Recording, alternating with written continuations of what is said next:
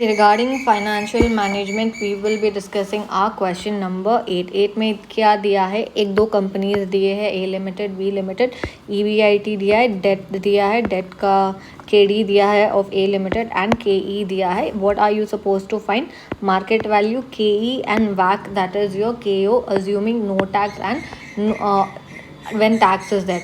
So accordingly, as you can see, there are two approaches: assuming no tax as per approach and assuming 40% tax as per approach. So first thing, what we are supposed to find, we are supposed to find three things in this question: value of firm, KE and KO for both the companies under both the situation, right? तो पहले as we are discussing calculation of value of firms of A limited and B limited according to hypothesis, उसके बाद क्या लिखोगे? जब भी आपको levered और अनलीवर्ड फॉर्म का डेटा दिया हुआ है इन द क्वेश्चन, तो आप क्या करोगे? ऑलवेज द रूल इज कि आप पहले वैल्यू ऑफ फॉर्म निकालोगे अनलीवर्ड फॉर्म का and then with the help of that unlevered firm you will find out the value of levered firm. तो इधर क्या आना चाहिए? Unlevered and then your levered, right? So what is the formula? First you will find the value of unlevered firm which would be your unlevered firm का value का formula क्या होगा? Operating income, that is earnings for equity share holders, which is again equal to EBIT because it is an unlevered firm. तो NOI divided by KE करोगे तो आपको value of unlevered firm मिलेगा. Then when you try to find value of levered firm, you will write value of unlevered firm plus debt into tax. तो वैसे आपको value of firm निकलेगा. So what is the rule? First find the value of unlevered form and with the help of that you will find the value of levered firm, right? So in this question we know that B limited is an unlevered firm क्योंकि date नहीं है. तो इधर का अगर B limited का हम market value या वैल्यू ऑफ अनलीवर्ड फर्म निकालने जाए, then it would be your net operating income divided by KE. इधर नेट ऑपरेटिंग इनकम कितना है? 18 lakhs और KE कितना है? 0.18. तो आपका कितना बनेगा value of firm? It would be your 18 lakh divided by 0.18. It becomes your 100 lakh. KE of unlevered firm जो है वो क्वेश्चन में ऑलरेडी दिया गया है, दैट इज 0.18, तो ऑलरेडी गिवन है. KO ऑफ अनलीवर्ड फर्म अगर बोलेंगे, अगर वो अनलीवर्ड फर्म में KE is always equal to KO क्योंकि डेट होता ही नहीं है, KD होता ही नहीं है. So same as above, that is equal to KE as there is no debt. So therefore this also 0.18. अभी लीवर्ड फॉर्म का अगर हम सॉल्व करने जाए, अगर if you want to find out the value of levered firm, आप क्या लिखोगे? Value of unlevered firm plus debt into tax. ठीक है, तो वैल्यू ऑफ अनलीवर्ड फॉर्म इधर कितना आपने देखा था? It is your 100 lakh. So that is why 100 lakhs plus 54 lakh का डेट है इंटू 0, क्योंकि हम नो टैक्स सिचुएशन में सॉल्व कर रहे हैं. तो इधर वैल्यू ऑफ फर्म क्या निकलेगा आपका? 100 lakhs. Next when we want to find out KE, we know that KE का फॉर्मूला क्या होता है? Earnings for equity share holders divided by value of equity, right? Earnings for equity share holders आप कैसे निकालोगे in case of levered firm? Levered firm में क्या लिखोगे? पहले तो 18 lakh, that is your EBIT minus interest into 1 minus T. Tax तो इधर 0 है तो एप्लीकेबल होगा ही नहीं, तो this becomes your earnings for equity share holders divided by value of equity. क्या हो सकता है? Value of firm minus value of debt, that will give you the value of equity. अभी इधर नेट ऑपरेटिंग इनकम कितना है? 18 लाख. 18 लाख का interest कितना है? 54 लाख इंटू 12%. टैक्स तो है ही नहीं, तो इट वुड बी टैक्स तो है ही नहीं, तो it will be 1 minus 0 which is 1. अब वैल्यू ऑफ फर्म कितना है? 100 lakhs. वैल्यू ऑफ डेट कितना है? 54 lakhs. ओके, अगर आप ये इक्वेशन सॉल्व करोगे तो it comes to 11,52,000 divided by 100 minus 54, it is your 46 lakh. तो 11,52,000 divided by 46 lakhs will give you your 0.2504. This becomes your KE. KO अगर क्वेश्चन, if you want to find, it is nothing but EBIT divided by value of form EBIT into 1 minus T divided by value of form. Tax नहीं है तो zero होगा. EBIT कितना है 18 lakh. Value of form कितना है 100 lakhs. Then it would be what 0.18. इस तरीके से डायरेक्ट फॉर्मूला से भी कर सकते हो या कंप्यूटेशन ऑफ वैक का टैब्यूलर कॉलम बना के भी आप सॉल्व कर सकते हो. अगर ये करने की कोशिश करते हो तो what would your working be. component of capital, amount, weight, cost of capital and then your WACC, right? ऐसे करोगे तो पहले हमने already we have found out what is the value of equity 46 lakh, what is the value of debt 54 lakhs. तो total क्या बनेगा 100 lakhs. weight क्या होगा 46 डिवाइडेड बाय 100 तो 0.46 0.54. KD हमने अभी निकाला है 0.2504 एंड योर डेट इज़ 0.12. इधर हमेशा आप ध्यान रखना अगर it is 0.12 into 1 minus T. ठीक है, इधर डेट नहीं है तो हम सीधा 0.12 ले रहे हैं. अगर टैक्स होता तो 1 माइनस टी हम माइनस करते. अगर आप weight into cost of capital करोगे 0.1152 आएगा, 0.648 आएगा और 0.18 आपका वैक बनेगा. So I hope it is clear कि नो टैक्स अप्रोच के हिसाब से आप कैसे सॉल्व करोगे.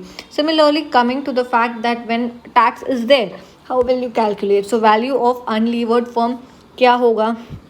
It is again nothing but your net operating income divided by KE which is equal to 18 lakh. 18 lakh minus interest तो है नहीं into 1 minus T. 1 minus T क्यों, क्योंकि इधर टैक्स है which is 1 minus 0.40 divided by KE कितना है 0. KE is it given? Yeah, it is given 0.18. तो ये आपका कितना बनेगा 18 lakh into 0.6. It gives you 10,80,000 divided by 0.18 करोगे तो आपको क्या मिलेगा. It is your again 60 lakhs. और KE क्या है ऑलरेडी गिवन है 0.18. KO क्या है 0.18 ही होगा क्योंकि ये एक अनलीवर्ड फॉर्म है और डेट तो है ही नहीं. Next value of levered firm निकालना है तो क्या मैंने क्या बोला था value of unlevered firm plus debt into tax. अभी हमने निकाला कि वैल्यू ऑफ अनलीवर्ड फॉर्म कितना है. It is your 60 lakhs. So I will write down 60 lakh plus debt is 54 lakh into tax is 0.40 which becomes 54 lakhs into 0.40 plus 60 lakh. It becomes your 81 lakh 60,000 is your value of firm. Next KE जानना है तो again I told you earnings for equity shareholders divided by value of equity. ये क्या है EBIT minus interest into 1 minus T divided by value of equity is nothing but value of firm minus value of debt, right? EBIT कितना है 18 lakh minus interest कितना है 54 lakh into 12% it is your 6,48,000 into 0.60 divided by 81 lakh 60,000 minus 60 lakhs. So 81 lakh 60,000 minus 60 lakh करोगे तो ये आएगा आपका 21 lakh 60,000. Numerator में क्या होगा 18 lakh minus 6,48,000 into 0.6 divided by 21 lakh 60,000. You are getting 0.32 as your KE, right. ये वैल्यू ऑफ डेट क्या है 54 lakhs है तो 81 लाख 60,000 माइनस 54 lakhs करोगे तो आपका 27 लाख 60,000 आ रहा है. अभी आपका KE कितना आएगा 18 lakh minus 6,48,000 into 0.6 divided by 27 lakh 60,000. It is your 0.2504, right. Similarly अगर KO फाइंड करना है it is EBIT divided by value of form EBIT into 1 minus T. EBIT कितना है 18 lakh into 0.60 divided by 81 lakh 60,000. So 18 lakh into 0.6 divided by 81 lakh 60,000 it is your 0.1323. ऐसे भी KO find out कर सकते हो या you can apply this very same formula, right. जहाँ पे आपका इक्विटी कितना बनेगा equity is your 27 lakh 60,000 and debt is your 54 lakh. So this becomes your 81 lakh 60,000 wait निकालोगे अकॉर्डिंगली, और 0.20 में इंटू 0.6 करना, तो ऐसे करोगे तो कितना आएगा 0.072 का आपका के डी बनेगा इधर, राइट। अकॉर्डिंगली आप मल्टीप्लाई करोगे और अपना KO फाइंड करोगे। So I hope it is clear. This is how you will calculate assuming tax is there और tax is not there according to approach. 3 चीज़ें फाइंड करनी होती है, value of firm, KO। KO levered firm के लिए ये formula इधर ही आप अप्लाई करोगे तो आपको हो जाएगा, टैबुलर कॉलम प्रिपेयर करने की ज़रूरत नहीं है, राइट। तो your question number 7, question number 7 में क्या क्या लिखा गया है कि एक 1/3 of the total market value of Sangward limited consist of a loan stock, और उस लोन स्टॉक का कॉस्ट कितना है 10%। तो ये एक सांगमानी लिमिटेड है, यहाँ पर KD इज़ 10%। वैसे ये एक सामसोई लिमिटेड की कंपनी है जो बहुत ही आइडेंटिकल है कैपिटल स्ट्रक्चर के अलावा। यहाँ पे कैपिटल स्ट्रक्चर पूरा इक्विटी है और KE इधर कितना होगा हमारा 16%।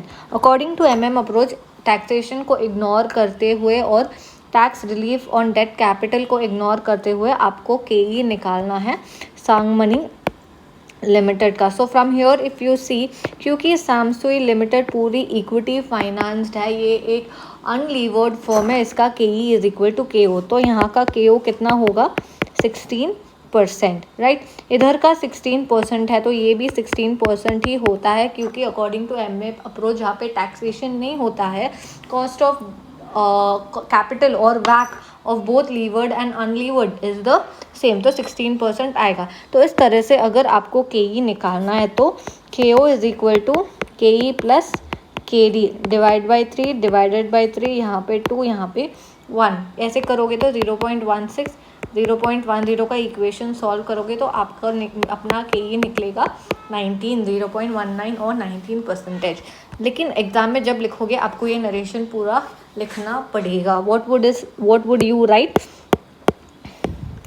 Here we are assuming that approach 1958 without tax, where capital structure has no relevance with the value of company. Capital structure has no relevance with the value of company, and accordingly overall cost of capital of levered as well as unlevered firm company is the same.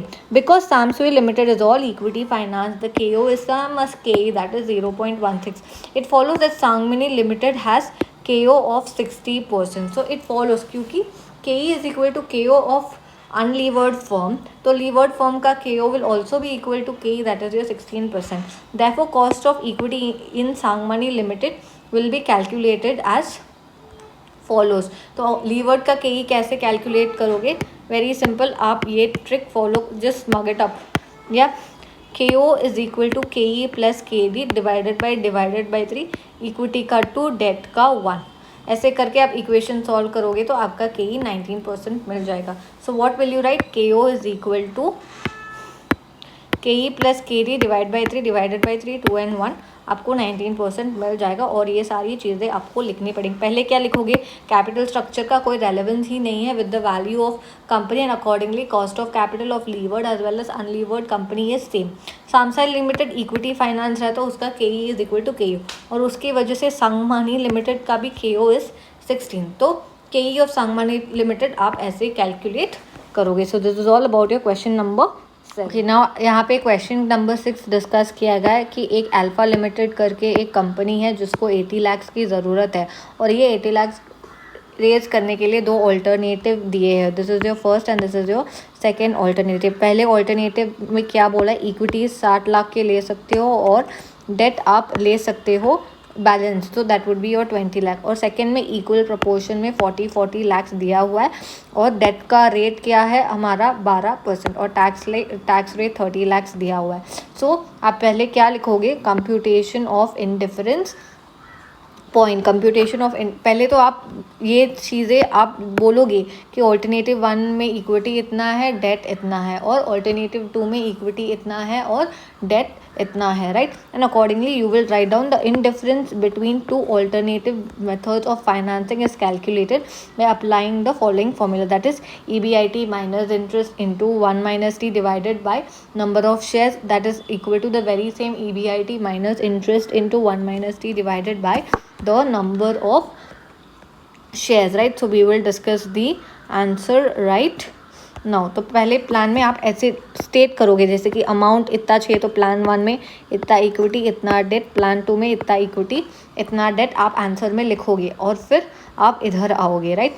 EBIT minus interest into 1 - t divided by number of shares. अगर आप करोगे तो आपको अपना EBIT निकल के आएगा 9,60,000. तो ये आपका इंडिफरेंस पॉइंट, वो इंडिफरेंस पॉइंट जहाँ पे EBIT is same under both the plans, right. अभी इधर क्वेश्चन में क्या पूछा है कि इंडिफरेंस पॉइंट तो निकालना ही है, साथ ही साथ आपको ये भी बोलना है कि कौन सा ऑप्शन बेनिफिशियल है. अभी कौन सा ऑप्शन बेनिफिशियल है उसके लिए हमको EPS या MPS निकालना पड़ेगा. PE रेशियो नहीं है तो MPS तो निकाल नहीं सकते, लेकिन हम EPS ज़रूर निकाल पाएंगे. So state which option will be beneficial in different situation. उसके लिए हमें अर्निंग पर शेयर निकालने की ज़रूरत होगी. सो उसी के लिए प्लान 1 में सेम EBIT जो हमने निकाला दैट इज़ योर 9,50,000, राइट. यहाँ पे अज्यूम किया इधर लिखा गया कि सिचुएशन ए में अज्यूम किया गया है कि EBIT 9,50,000 है और सेकेंड सिचुएशन में EBIT को 9,70,000 अज्यूम किया गया है. अभी देखो हमें यहाँ पे क्या मिला है, EBIT इंडिफरेंस पॉइंट क्या मिला है, 9,60,000 मिला है, where both the plans are in the same situation. तो एक थिंग पहले जाओगे 9,50,000 और एक थिंग बाद में जाओगे 9,70,000. तो पहले सिचुएशन में 9,50,000 को कंसिडर किया गया. वैसे ही आप प्लान 1 का interest that is your 20 lakh into 12% and your 40 lakh into 12% करोगे तो minus EBT minus tax that will give you EAT divided by the number of shares. EPS आपका निकल के आ रहा है 8.28 एंड 8.23. तो कमेंट क्या लिखोगे आप इन सिचुएशन ए जहाँ पे expected EBIT is less than the EBIT at indifference point. Expected EBIT is less than the EBIT at difference point. Plan 1 is more viable as it has higher EPS. तो plan 1 ज़्यादा better है क्योंकि इसका EPS ज़्यादा है. The advantage of EPS would be available from the use of equity capital and no debt capital. ज़्यादा EPS कैसे आएगा, कैसे हो सकता है, like the advantage of EPS would be available from the use of equity capital and no debt capital. वैसे ही situation 2 में 9,70,000 लेते हो तो आपको प्लान 1 में 8.52 एंड प्लान 2 में 8.58 मिलता है. यहाँ पे क्या लिखोगे in situation B when expected EBIT is more than the EBIT at indifference point then plan 2 ज़्यादा वायबल होता है क्योंकि उसका EPS ज़्यादा है. The use of a fixed cost source of funds would be beneficial from EPS viewpoint of view. In this case financial leverage would be favorable. तो ये lines भी लिखोगे. The use of fixed cost source of funds would be beneficial from the EPS viewpoint of view. In this case financial leverage would be favorable. Note में क्या लिखोगे, the problem can also be worked out using assuming any other figure of EBIT which is more than 60,000 and any figure less than 9,60,000. Alternatively, the also answer may also be based on the factors or governing the capital structure like cost, risk, control, etc. principles. या तो पहले indifference point निकाला हमने, ये formula लिखा के EBIT minus interest into 1 - t divided by number of shares. फिर कौन सा ऑप्शन बेस्ट है उसके लिए हमने लेस दैन EBIT और मोर दैन EBIT सिचुएशन में EPS निकाला और अपना ओपिनियन दिया. So this is all about your question number 6. Discussing about question number 5. Very easy है, 3 ऑल्टरनेटिव दिए हैं और वहाँ पे आपको EPS डिटरमाइन करने को बोला है which is quite very easy, not difficult at all, right. यहाँ पे क्या आपको ध्यान रखना पड़ेगा कि एक प्रेजेंट सिचुएशन दिया और एक 3 ऑल्टरनेटिव्स का सिचुएशन दिया. प्रेजेंट में कॉस्ट ऑफ डेट 10% है, 12% है, इधर ऑल्टरनेटिव्स में 12% है. तो इधर वर्किंग में आप ये ध्यान रखना कि प्रेजेंट में आप कितना लगाओगे 10% और ऑल्टरनेटिव के लिए क्या निकालोगे 12%. तो ये वर्किंग ज़्यादा इंपॉर्टेंट है. पहले वाले पे 10% और अभी वाले पे आप 12% के इंटरेस्ट के हिसाब से कैलकुलेट करोगे, वो हो जाएगा आपका EPS कैलकुलेट करना. नेक्स्ट क्या बोला कि कौन सा ऑल्टरनेटिव आप प्रेफर करोगे, कौन सा ऑल्टरनेटिव प्रेफर करोगे जिसका EPS ज़्यादा है. साथ ही साथ उन्होंने क्या बोला है, कंप्यूट करो how much EBIT is need to be increase before the next alternative would be best, या कितना EBIT, इधर अगेन आपको इंडिफरेंस पॉइंट निकालना पड़ेगा। इंडिफरेंस पॉइंट निकालोगे जहाँ पे नंबर ऑफ शेयर्स 8 lakhs है, जहाँ पे यहाँ पे डेट ओरिएंटेड है, और ये लास्ट वाला ऑप्शन इक्विटी ओरिएंटेड है, right. Date oriented and equity oriented का जब आप EBIT निकालने की कोशिश करोगे आपको EBIT 2376 मिलेगा। हमारा प्रेजेंट EBIT कितना है 1500 या 15 लाख वटेवर, माइनस करोगे तो कितना इंक्रीज हुआ हमारा 876। तो वही आपको लिख के दिखाना है कि for the present level of EBIT equity shares are clearly preferable. जो लास्ट ऑप्शन है वो ज़्यादा preferable है। EBIT would need to increase by 2376 minus 1500 which is your rupees 876 before an indifference point with debt is reached. Before an indifference point with debt is reached, one would want to be comfortable above this indifference point before a strong case for debt should be made. The lower the probability that actual EBIT will fall below the indifference point, the stronger the case that can be made for death, all other things remaining same. Mug up कर लेना, ये वाला point आपको लिख के आना पड़ेगा। क्या लिखोगे? For the present EBIT level equity shares are clearly preferable. Equity shares are clearly preferable. EBIT would need to increase by 2376 minus 1500 which is your 876 before an indifference point with debt is reached. One would want to be comfortable about the indifference point before a strong case for debt should be made. The lower the probability that the actual EBIT will fall below the indifference point, the stronger the case that can be made for debt, all other things remaining same. So this is how you will calculate your indifference point and then give your answer to the question कि कितना EBIT need to increase के हिसाब से आप अपना indifference point निकालोगे, right? So this is all about your question number 5. About question number 4, वहाँ पे बोला गया था कि 2 लाख का कैपिटल रेज कर रहे हैं और 3 ऑल्टरनेटिव दिए थे। तो 3 ऑल्टरनेटिव के हिसाब से आप इस पॉइंट तक तो आप पहुँच ही जाओगे, राइट। इस पॉइंट तक तो आप पहुँच ही जाओगे। नेक्स्ट क्या है? नंबर ऑफ इक्विटी शेयर्स आप जब फाइंड करने की कोशिश करोगे, ऊपर क्या लिखा है क्वेश्चन में कि इक्विटी शेयर्स फेस वैल्यू तो 10 रुपये का है, लेकिन इशू करेंगे एट अ प्रीमियम ऑफ 10%, तो टोटली 20 रुपीज़ हो गया। तो जब आप नंबर ऑफ इक्विटी शेयर्स निकालेंगे तो आपको क्या करना पड़ेगा? 2 लाख का capital divided by ₹20 face value plus premium, ऐसे आप अपना नंबर ऑफ इक्विटी शेयर्स निकालोगे और EPS कैलकुलेट करोगे। फिर बोला गया है कि फाइनेंशियल ब्रेक इवन पॉइंट निकालो। उसका फॉर्मूला क्या होगा? Interest plus preference dividend divided by 1 - T, और हर एक केस में आप फाइनेंशियल ब्रेक इवन पॉइंट निकालोगे। फिर बोला है क्वेश्चन में कि कौन सा प्लान डोमिनेट करता है, कि क्या कोई प्लान एक अदर प्लान को डोमिनेट करता है। तो ये डोमिनेशन आप फाइंड आउट कर सकते हो only by calculating indifference point between the plan. So 3 alternatives है, तो 3 इंडिफरेंस पॉइंट्स निकलेंगे। पहले AB के बीच में, AC के बीच में, फिर BC के बीच में। BC के बीच में अगर आप नोटिस करोगे नंबर ऑफ शेयर्स इक्वल है। Earlier number of shares is 10,000 5,000, again it is 10,000 5,000।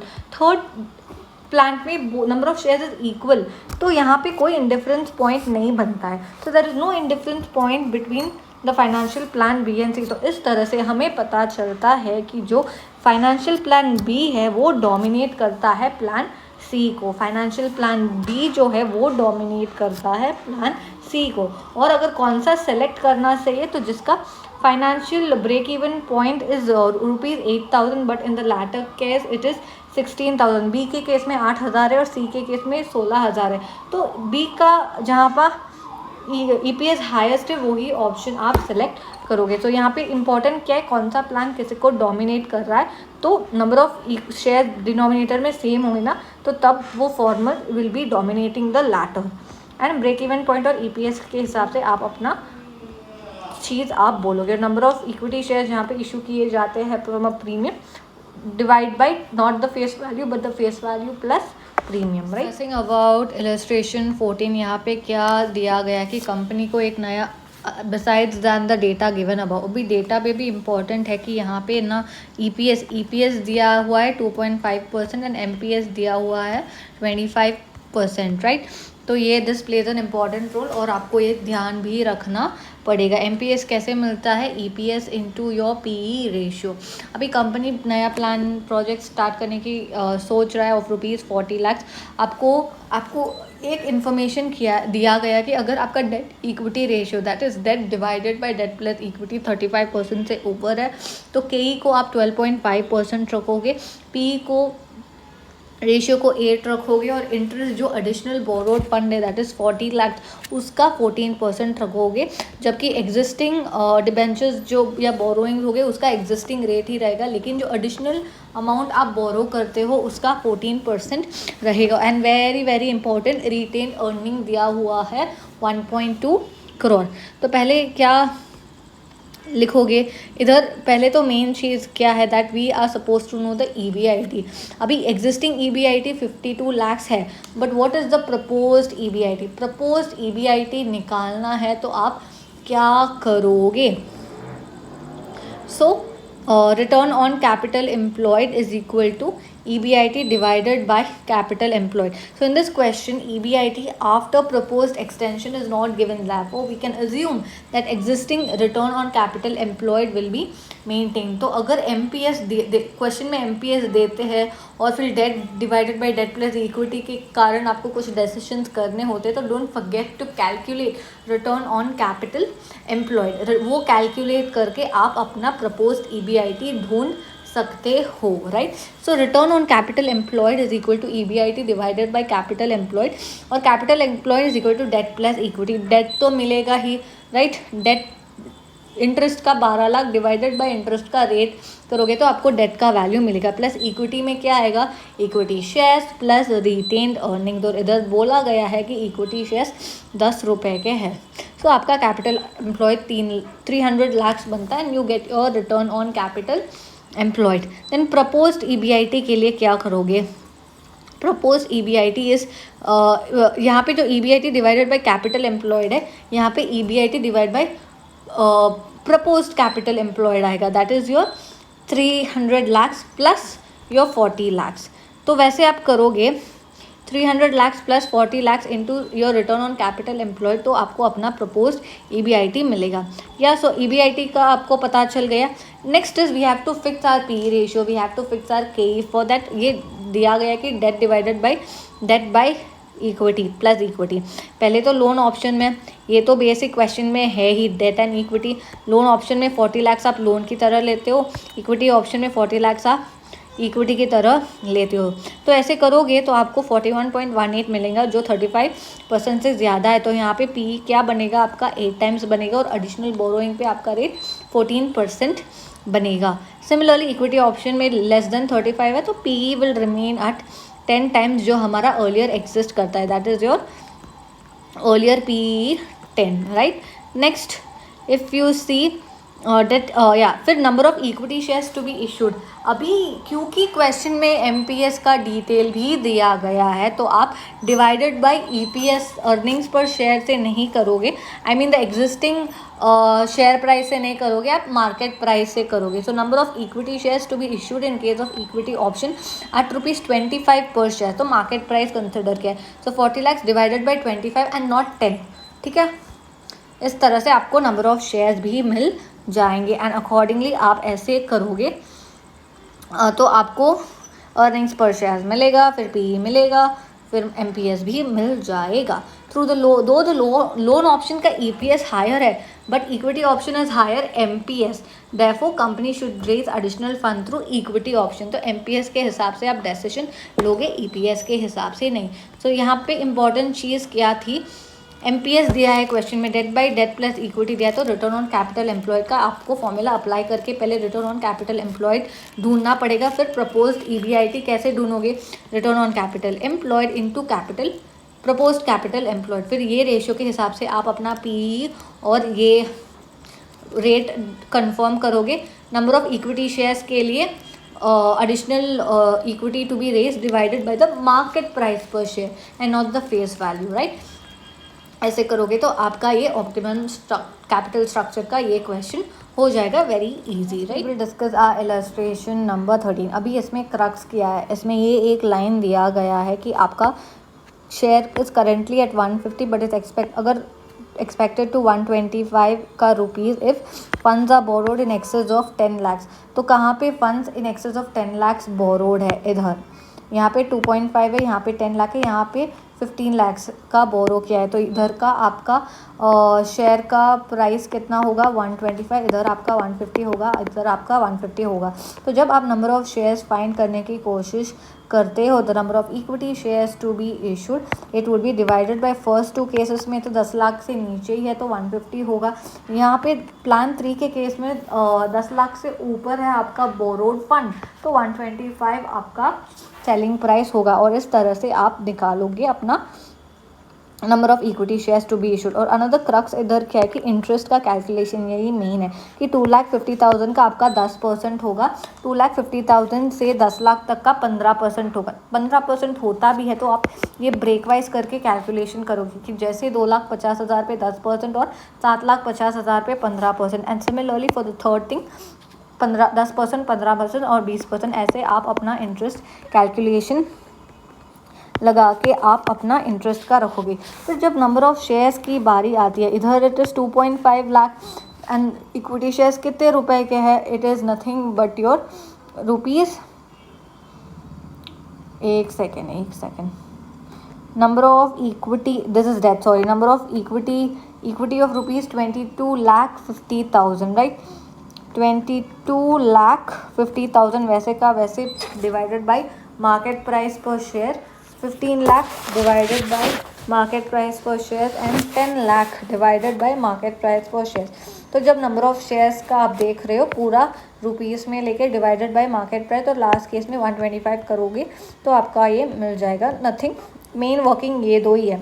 Number of equity shares किस केस में 125 है और किस केस में 150 है, depending on the criteria of the borrowed funds in excess of 10 lakhs. और फिर इंटरेस्ट का breakup. Other than that everything is sweet and. Next is your illustration number 12. यहाँ पे क्रक्स किया है मेजरली बता दूँ तो यहाँ पे क्या लिखा गया है, इस लाइन से आप ये मत होना कि currently it's earning an annual pre tax profit of 60 lakhs, मतलब EBIT अब तक 60 lakhs का है. अगर आप नया प्रोजेक्ट लोगे तो उस टाइम नया प्रोजेक्ट का प्री टैक्स यील्ड कर सकता है 40 लाख. तो टोटल EBIT आपका क्या बनेगा? 60 lakh plus 40 lakhs which is your 100 lakhs. ये एक क्रक्स है, ठीक है. आपको EBIT ढूंढना पड़ेगा. Pre tax profit from the existing thing and pre tax profit from the new project, दोनों को ऐड करोगे तो आपका EBIT मिल जाएगा, राइट. नेक्स्ट अनदर थिंग ज़्यादा इंपॉर्टेंट नहीं है बट डिस्कस किया हुआ है. अगर शेयर्स प्रीमियम में सोल्ड होते हैं तो जब एडिशनल अमाउंट रेज करते हो उसको डिवाइड करोगे 10 + 15 which is equal to 25 and 10 + 40 अगर शेयर्स 40 के प्रीमियम पे इशू किए जाते हैं तो number of shares for equity के लिए ये वर्किंग भी इम्पॉर्टेंट हो जाएगा. Other than that everything is sweet and simple, आप कोप अप कर सकते हो, राइट.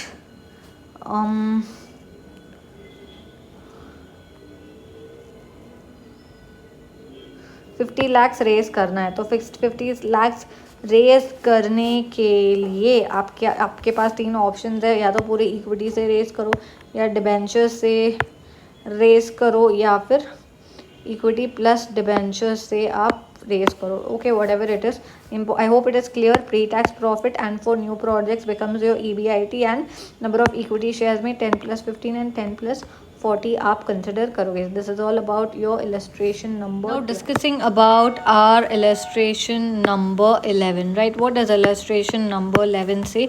वो बोलता है कि एक कंपनी है जो पूरा का पूरा इक्विटी फाइनेंस है और वो रीपरचेज करना चाहती है अपने शेयर्स को एट ₹275 लाख. कितने पे? 275 लाख को वो अपने शेयर्स को रिप्लेस करना चाहती है और रिप्लेस करना चाहती है with 15% of debentures. Market value दिया हुआ है कंपनी का 1750 के वो दिया हुआ है. EBIT बोला कि कांस्टेंट है फ्यूचर ईयर्स में, मतलब EBIT स्पेसिफिकली हमें दिया नहीं है तो हमें ढूंढना पड़ेगा. एंड टैक्स रेट इज़ 30 है. और साथ ही साथ बोला है कि impact on the account of change in capital structure on the following, की मार्केट वैल्यू ऑफ कंपनी पे क्या इम्पैक्ट होगा. मार्केट वैल्यू ऑफ एग्जिस्ट अभी के लिए कितना है? 1750 है, तो उससे आगे क्या इम्पैक्ट होगा. KO दिया हुआ है एंड KE इक्विटी फाइनेंस है तो KO is equal to KE तो इन चीज़ों पे क्या इम्पैक्ट होता होगा, राइट। So market value of company हमने एग्जिस्टिंग वैल्यू ऑफ फर्म दिया हुआ है, हमें के दिया हुआ है, तो हम EBIT निकाल सकते हैं। EBIT इन द सेंस हमारा net operating income, net income for equity share holders, क्योंकि टैक्सेशन भी है इधर, तो ये हमारा EAT बन जाता है, that is your 350 lakhs। EBIT चाहिए तो आप EAT डिवाइडेड बाय 1 - t क्या करोगे, EAT divided by 1 - t which is equal to आपको 500 lakhs मिलेगा आपका EBIT, राइट। अगर पहले तो ये पूरा अनलीवर्ड फॉर्म था, क्योंकि पूरा इक्विटी फाइनेंस था, तो लीवर्ड फॉर्म का मार्केट वैल्यू चाहिए तो आप क्या करोगे, value of levered firm into tax advantage, that is your debt into 0.3%, तो आपको 18,325 lakhs मिलेगा। Earlier it was unlevered, now it is levered. तो इम्पैक्ट क्या होगा, change in market value of companies this and this has it, अगर आप share repurchase करके debt से रिप्लेस करते हो तो आपका मार्केट वैल्यू इंक्रीज हो जाता है, right. Overall cost of capital की बात अगर हम करेंगे, दैट इज़ योर KO, तो उसके लिए पहले आपको KE एंड KD ढूंढना पड़ेगा। क्या ढूंढना पड़ेगा, KE ढूंढना पड़ेगा, KD ढूंढना पड़ेगा। KE कैसे ढूंढोगे, net operating income divided by value of firm. KE कैसे ढूंढोगे, net operating income divided by value of firm, that has to be your KO, right। ठीक है, KE is nothing but net operating income divided by value of firm। EBIT minus interest 1/t divided by this अगर आप करोगे तो आपको अपना KE 20.62 मिलेगा। KD चाहिए तो इंटरेस्ट इंटू 1 - t करोगे तो आपको अपना KD मिलेगा। वैक का फॉर्मूला यूज़ करके आप लगाओगे तो आपको पता चलेगा कि जो KO है वो फॉलन हुआ है बाय 0.89%, राइट। KE अर्लियर कितना था, 20%। KE अभी कितना है, जो अभी हमने निकाला 20.62। तो इस तरह से the impact is that the cost of equity has risen by so and so percentage due to the presence of financial risk, that is introduction of debt in capital structure। क्या introduction of debt in capital structure से KE हमारा increase हो जाता है due to the presence of financial risk। but one doubt I have कि KE is equal to net operating income divided by value of firm। Value of firm कितना है, 1832.5 lakhs। why you have to divide by value of firm, it has to be your value of equity।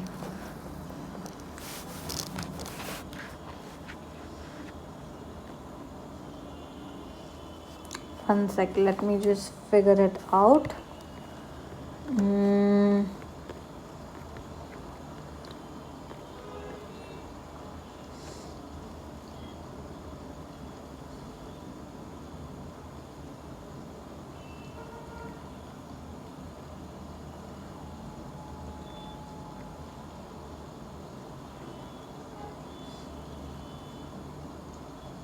ये market value of equity से आप divide करोगे, मैंने उधर, अच्छा ठीक है, मार्केट वैल्यू ऑफ फर्म दिया हुआ है, वैल्यू ऑफ डेट दिया हुआ है, तो इससे आपको वैल्यू ऑफ इक्विटी मिलेगा। तो आप KE के लिए वैल्यू ऑफ इक्विटी से ही डिवाइड करोगे, जिससे आपको KE मिल जाएगा। मैंने उधर वर्किंग गलत किया है, but it has to be your net income for equity shareholders divided by value of equity। equity कैसे मिलेगा, value of firm minus equity repurchase or debt का value। so this is how you will get your overall capital। so this is all about your question number 10।